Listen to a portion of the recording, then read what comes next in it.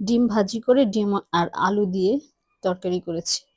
তো ডিমটা সাধারণত যেভাবে আমরা ফেটে ভাজি করি জাস্ট ওইভাবে ভেজে নিয়ে পিস পিস করে যে যার অনুযায়ী করে নিবা, বড় ছোট। আমি টুকরা টুকরা করে নিয়েছি, 6টা ডিম নিয়েছিলাম। পেঁয়াজ কুচি তেলে দিয়ে দিলাম। দেখো এখন রসুন দিয়ে দিচ্ছি 1 চামচ, আদা হাফ চামচ, আর লবণ 1 চামচ দিয়েছি।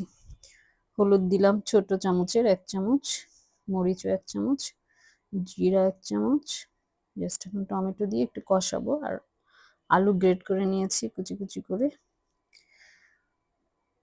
এখন এটা কষাবো। হ্যাঁ, মশলাটা একবার কষিয়ে নিয়েছি, তারপর আবার আলু দিয়ে কষাচ্ছি। যখন কষানো হয়ে যাবে পরিমাণ মতো আমি একটু পানি দিয়ে দিলাম, একটু ঝোল মাখা মাখা থাকবে তো একটু পানিটা বেশি দিলাম, ফুটানো পানি দিয়েছি। এখন কাঁচামরিচ দিয়ে দিলাম।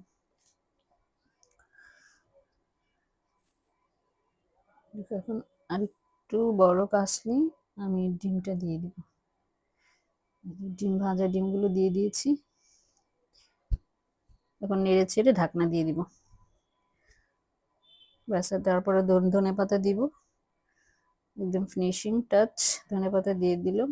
এখন দেখো হয়ে গেল। তোমরা যে এইটুকু ঝোলও রাখতে পারো, একটু বেশি ঝোল রাখতে পারো। আমি আরেকটু টানাবো।